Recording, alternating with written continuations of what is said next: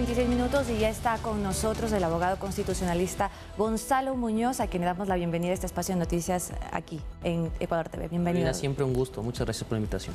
Gracias a usted, doctor. Y para entrar en materia, pues sabemos que ya el proceso del juicio político en contra del presidente Lasso está avanzando en la Asamblea Nacional, pero justamente ha habido polémicas y cuestionamientos respecto a los límites que tendría la Comisión de Fiscalización en esta etapa de la recepción de pruebas. Si podríamos explicarnos cuáles son esos límites que se han establecido dentro de la comisión y hasta dónde pues se podrán recabar las pruebas de cargo y descargo.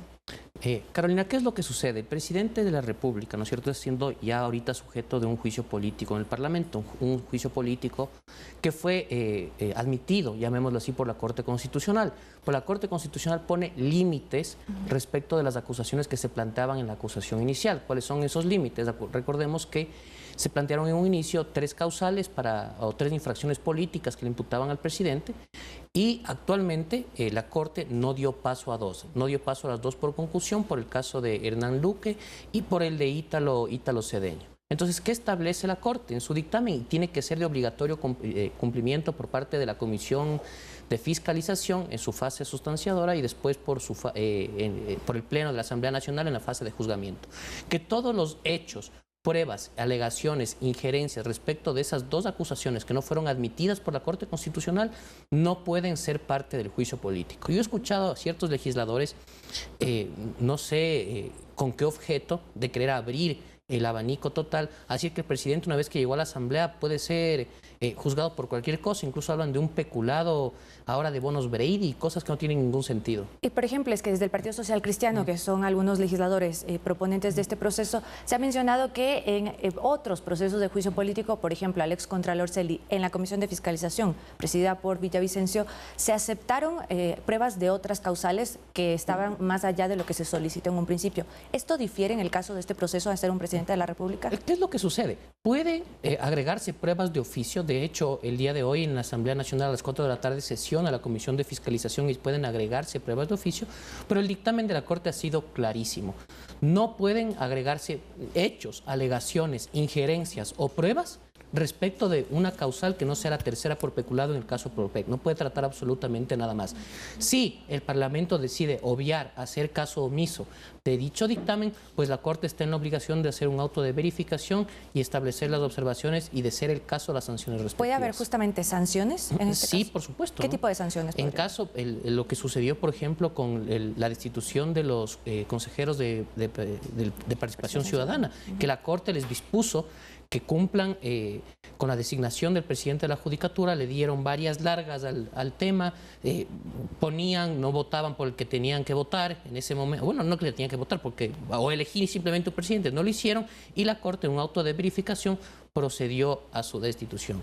Yo no pensaría que llegaríamos a un escenario tan extremo.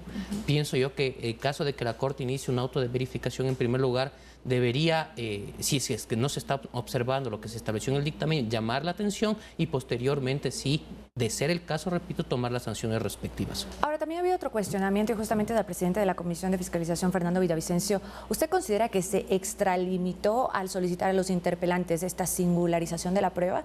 Y primero que todo, si nos puede explicar, ¿qué es este paso específico que él solicitó, el singularizar la prueba a los interpelantes? ¿Qué es lo que hace Fernando Villavicencio como presidente de la Comisión Ocasional?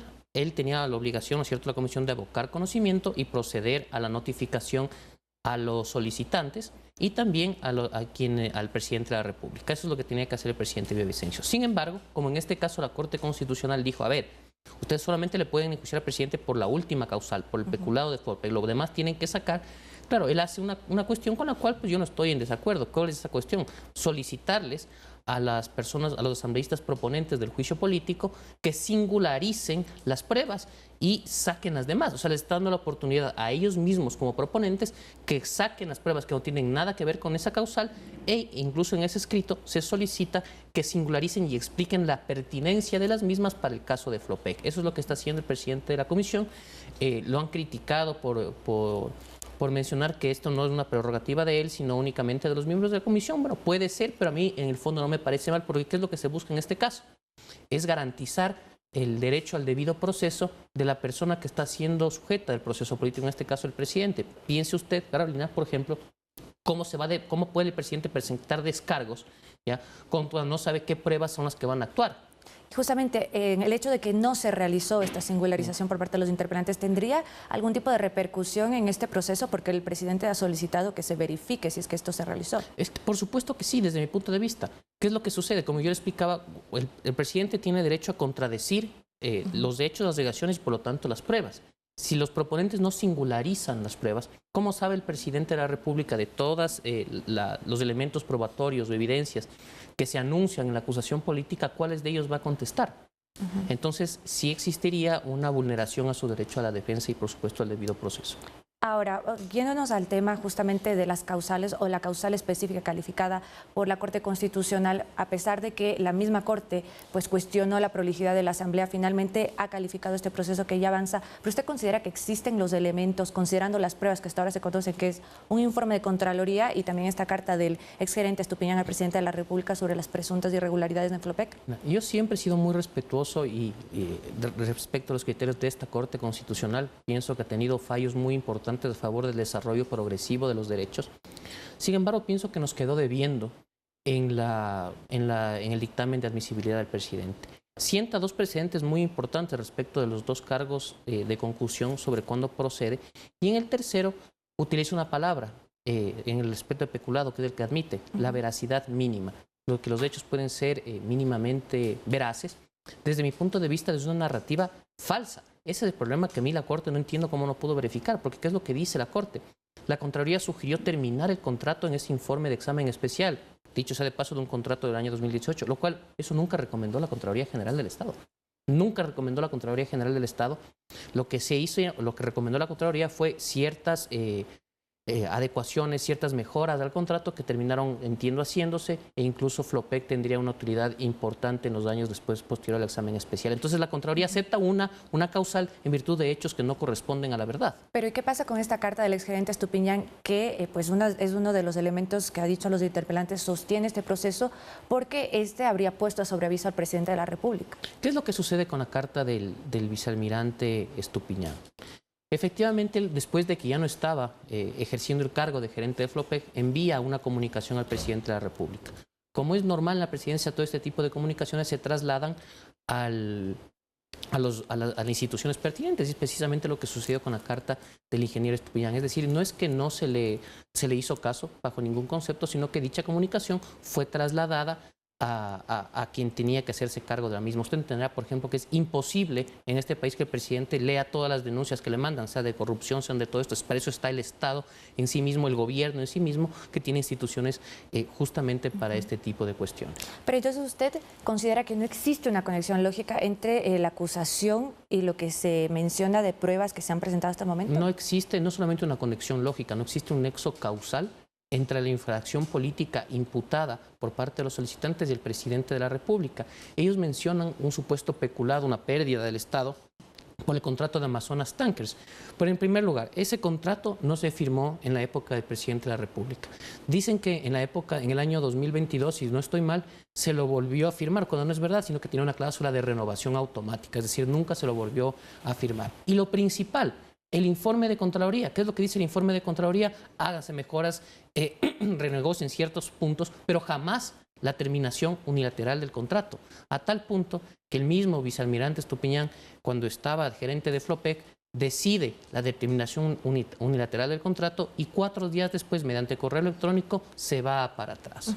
Ahora, hay un elemento también importante y quiero consultar si usted cree que tendrá alguna implicación en este proceso, porque Mireya Pazmiño, esta legisladora, que también es presidenta de la Comisión de Régimen Económico, en un informe que hace esta mesa legislativa, sugiere justamente que se continúe con este contrato de Flopec y Amazonas Tanker. Pero al mismo tiempo, ella es una de las interpelantes que pues ahorita acusa al presidente de presunto peculado. ¿Tiene alguna implicación esto dentro de este proceso? Usted está mencionando, Carolina, es importantísimo.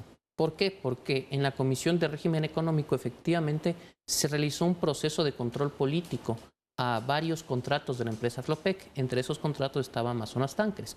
Dicho informe fue aprobado por 5 votos, es decir, por la mayoría de la Comisión de Régimen Económico, y en la misma se establece lo que usted está diciendo, todo lo contrario a la acusación política que le hacen actualmente al presidente de la República. Se le hacen críticas al vicealmirante Estupiñán y obviamente se recomienda o se deja en claro que el contrato de Amazonas Tankers debería seguir.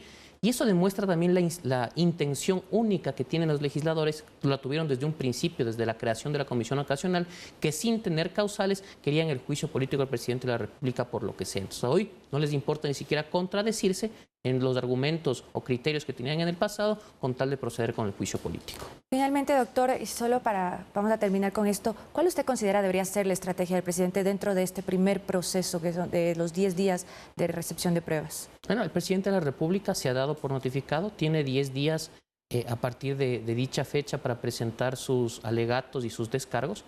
Y pienso que cuando se tiene la razón, como en este caso la tiene el presidente de la República, cuando se habla con la verdad, los legisladores tienen que tomar una posición responsable frente al país y darse cuenta de lo que están planteando los solicitantes en este juicio político, pues no tiene pies ni cabeza. Es una acusación sin sentido, una acusación que busca una responsabilidad política del presidente por actuaciones de terceros y que realmente sería un precedente nefasto que esto prosperara inclusive en el Pleno de la Asamblea Nacional.